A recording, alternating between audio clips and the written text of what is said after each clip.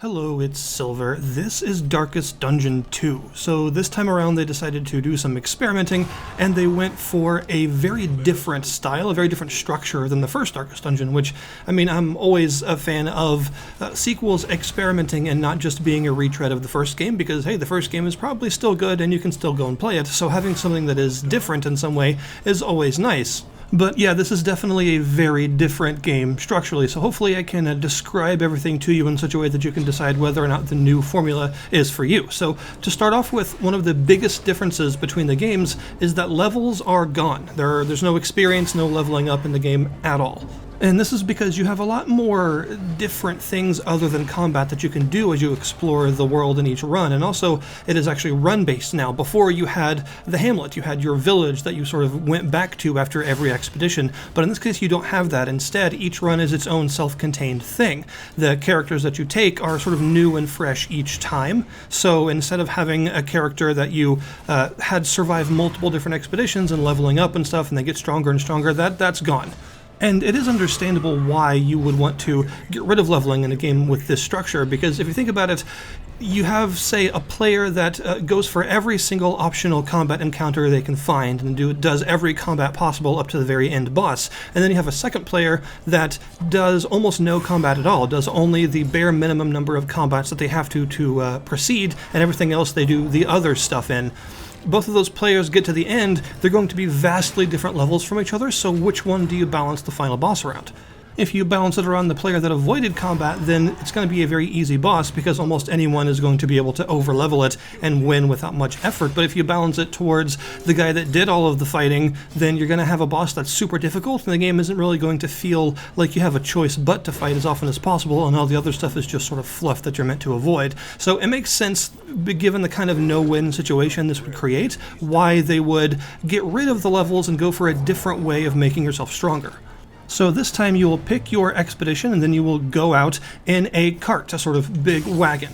And this wagon is your safe place. This is how you travel throughout the world, and you will be traveling through various different nodes that make up each region, and then once you get to the end, at the end of all these nodes, you will complete that region and then choose the next one, and the regions will get more and more lengthy and dangerous as you go until finally you make it to the mountain, which is the logical endpoint for all of your expeditions. The mountain will have your final boss battle for that particular expedition that's going to be different for each one, and then you beat it and you go back. You still have a party of 4 characters. You can choose any of the 4 characters you currently have unlocked, and unlocking them is pretty easy. We'll get on to how all that stuff works a little bit later. But the combat is still altered quite a bit, even though it looks similar. For one, you have 5 active skills for each character in this game, and there are 11 total skills for each character, and you can swap these skills out between all the ones that you've unlocked at your wagon at any time. So in between battles, you can swap out which skills you have active instead of being stuck with the same set of skills for the entire deployment. And you are heavily encouraged to do this because each of the different regions you can go to has very different threats of very different kinds, so you may need to alter the build of your party a little bit to actually respond correctly to the various threats you're going to face. And the other big change to the combat is the token system, so you'll see all these little symbols below each character, both on your side and the enemies, and these symbols are buffs and debuffs, and these are called tokens. These can stack multiple times. You'll see sometimes these white pips below the token. That implies another one stacked on top of the one that's already there, and this can happen several times in a row. And this is the kind of RPG where you absolutely cannot ignore status effects and buffs and stuff. You have to use them. The tokens are so powerful in this game that if your enemy gets a large selection of positive tokens on their side, then you are probably screwed. You need to be clearing out their tokens, you need to be clearing out the negative ones on your side. The battle is very much a tug of war of managing this new token system to make sure you come out on top, because they're just so powerful that if you ignore them, then you're missing out on so much advantage that you'll probably lose. As you're exploring along with your wagon, you'll get to choose between several different paths leading to all the different nodes, and these paths can have things on them from treacherous terrain that actually decreases your wheels or your hull points, the sort of armor of your wagon. And you want to manage how many of these you run into, because if you ever completely run out of one of these points and you encounter another thing that damages it, your wagon gets temporarily disabled and you get ambushed by a group of enemies. And this combat with the enemies will be more difficult than a normal combat, because every round one of your characters will be chosen to be the repairer, and they will only be able to repair the wagon for their turn. So basically you have to fight with 3 of your characters, but which 3 is determined randomly every round. You can also run into lots of other stuff in between nodes, like the loathing sections, these big sort of purplish, bluish flames. And loathing is really, really bad. It starts out as a pretty simple debuff. Exactly what it debuffs changes depending on which expedition you're on, but for the most part it's going to make things harder for you, right? It's going to make the enemies have an advantage, or it's going to make your torch go down faster, something like that. And then every time you get loathing again, it builds up and it increases what it does, and sometimes adds more new negative things that it does. And if it maxes out, which is at 4 loathing, then it clears back off, but it gives you a huge negative event of some kind, and it gives the final boss at the mountain a percentage health increase, so it'll be harder to kill once you actually get there if you make it that far. This can stack, by the way, so you really don't want this to happen. The nodes can be all kinds of things, from groups of people that you can choose between your characters to interact with in different ways, and different characters will have different ways of doing this, so you'll get different rewards. Most of the time this includes things like improving your torch, because this game has the torch system from the first Darkest Dungeon, but it works a little bit differently now because you don't have consumable torch items to bring it back up, because in this case the torch basically represents hope, and whenever you help humans and actually give people hope, you get some torch for it. So the main way of increasing your light level is actually by helping out other people. You can find some battle items you can equip that give you some extra torch, but they only give you a small amount and they're only usable in battle. Some of the other encounters you can find include things like an oasis that helps to de-stress your party, because the stress system is still here. It has all the same mechanics that it had in the original Darkest Dungeon, so you want to keep that as low as possible. You're going to have the opportunity to shop or get trinkets or find some other things like that. Every character has 2 trinket slots, and the trinkets are allowed to be very powerful in this game because you don't have levels, so they're one of the main ways you actually increase a character's power. So trinkets, especially the higher rarity ones, are now extremely potent and can be like build defining, and you definitely want them.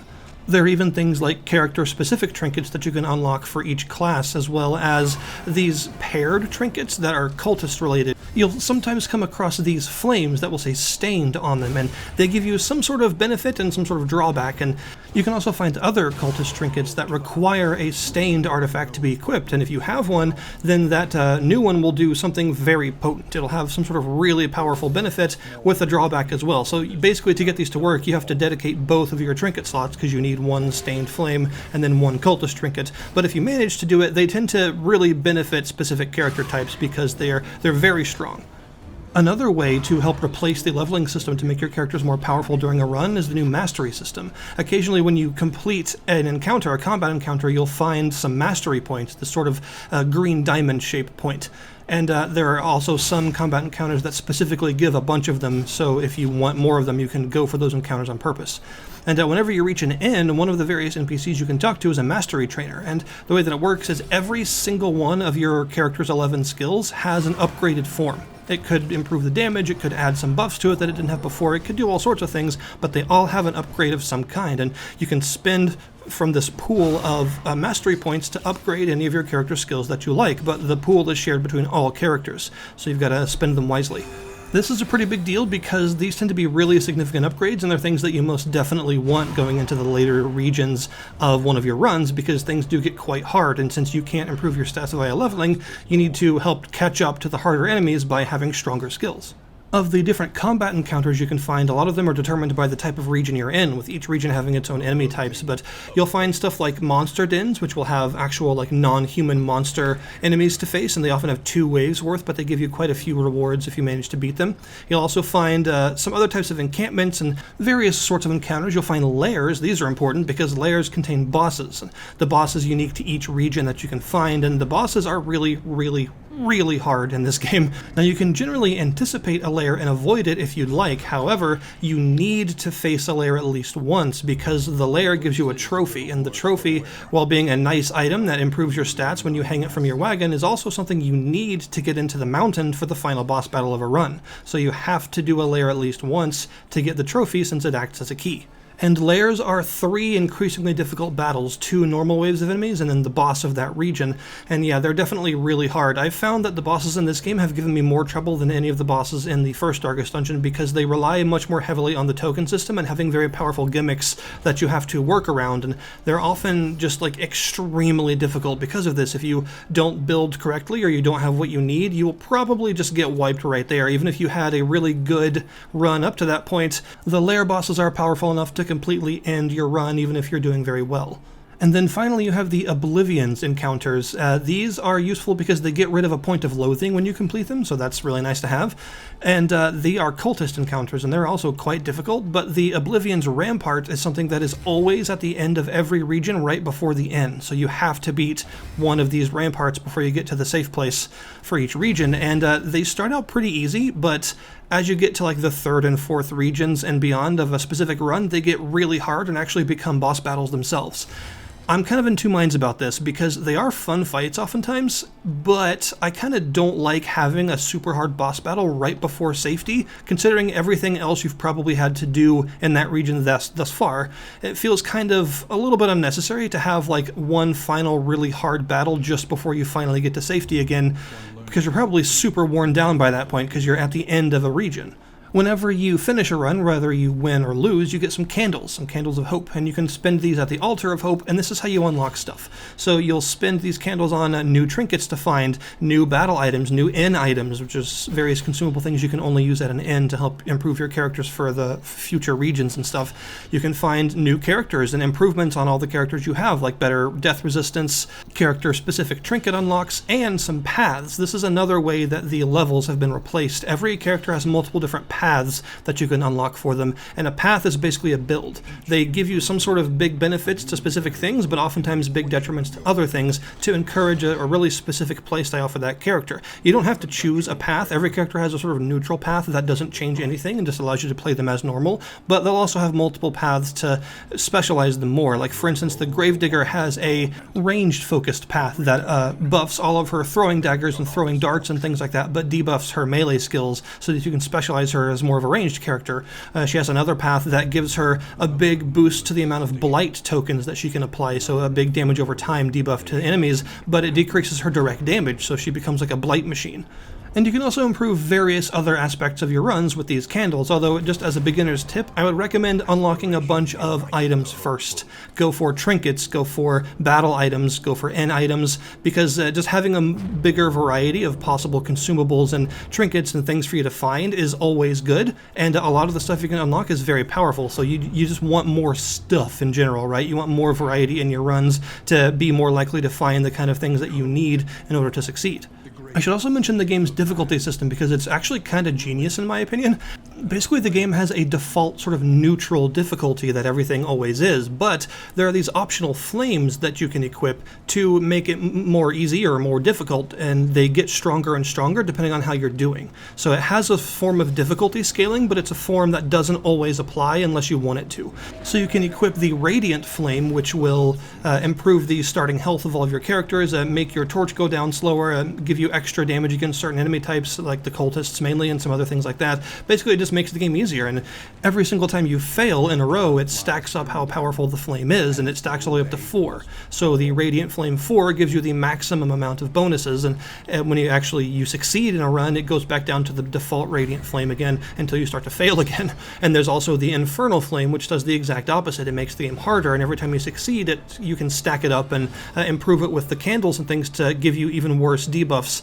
And the reason you'd want to do this is because if you use the Radiant Flame, you get fewer candles as a price of making them easier, but if you use the Infernal Flame, you get more candles, so you can unlock more stuff. I really like this idea because I'm always kind of in two minds about like level scaling and difficulty scaling in RPGs, so having a game that has both a sort of default neutral experience that doesn't scale but is sort of the same for everyone, and some scaling that you can optionally apply if you want to that reacts to how well you're doing, I think that's really smart, and I think it's a very cool system that more games could use their own versions of. As for the audiovisual presentation, it's mostly great. The graphical presentation of the game is fantastic. It looks really good. They've gone for a full 3D art style this time rather than the 2D drawn stuff, although it is still very clearly all hand-drawn. Everything has that sort of drawn look to it, but is now 3D. And it looks great. All of the battle animations are fantastic. They have a lot of impact to them. All of the enemy models are disturbing and crazy and super detailed. All of your characters look great. Just the whole art style and atmosphere in general for the visuals is really, really good. And the music is is, just like Darkest Dungeon 1's music, also really good. It is mostly atmospheric strings and stuff like that, although the ends have their own kind of chill soundtrack, and some of the boss fights get really like amped up and, you know, fantasy horns and stuff, but it's all really good stuff. The music is definitely stand out to me as just a really good atmospheric companion for your journey, and I think that the overall presentation of the game is fantastic, with one exception: the UI. The UI of this game is not great. It's a lot of overlapping windows over windows, and it just doesn't look that good. Things aren't organized as well as I would like, and if you see things like the token screen to actually show you what all the tokens do, it's just a big wall of hieroglyphics in your face, and it's hard to parse all that information. It's not a very good way to show all that information, and it makes the early learning curve of the game a little bit more difficult, because trying to search through all of this big screen of stuff to find out what each symbol means takes a little while. So I think that the game's UI could use some shoring up a little bit. It's definitely not as concise and usable as the first game. It's just too many different separate windows that overlap each other, and I think that could be cut down on a little bit.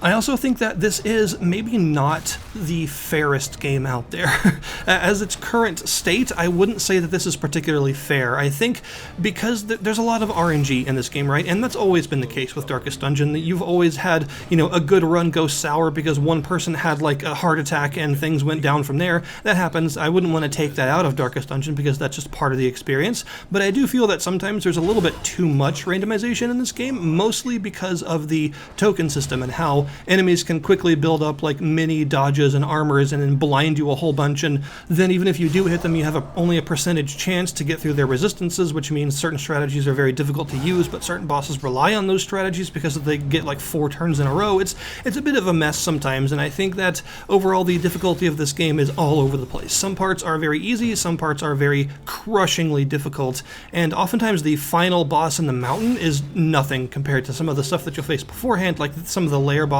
especially like the Librarian, and some of the Oblivion's Rampart bosses. They just get so incredibly difficult that they can completely stop like a flawless run in its tracks. And sometimes it feels like my skill is not being tested because I just got unlucky and there was nothing I could have done, because, you know, preparation can only do so much when so much luck is involved. But despite the fact that I feel like I've definitely lost sometimes in ways that I could never have prevented, I've still had a lot of fun with Darkest Dungeon 2. I think it's actually a really solid game. It's definitely a very different structure than the original, but I'm okay with that because it's a sequel. It's allowed to do whatever it wants, and it manages to take this new structure and do a lot of good things with it, and it avoids one of the biggest problems I had with Darkest Dungeon 1, which was how one bad expedition could spiral into 5 bad expeditions, could spiral into you having to restart your entire save. This game doesn't have that problem because of the run-based nature of it, and that kind of anxiety is just not something I'm a huge fan of. Even though it definitely gave the original its own unique atmosphere, and I'm not knocking it, it was something that gave me a lot of anxiety, and I enjoy having less of that. So that is my look at Darkest Dungeon 2. Very enjoyable RPG that sort of streamlined itself but didn't oversimplify itself, because it put that complexity into other new mechanics, and it winds up being a pretty good time, although I'm not sure how the balancing is working out right now. Maybe there's going to be some more looks into that. I have no idea what their plans are, but yeah. So I'll put the link in the description below this video to the Steam store page for this game so that you can go and check it out. Thank you guys very much for watching, and I'll see you next time.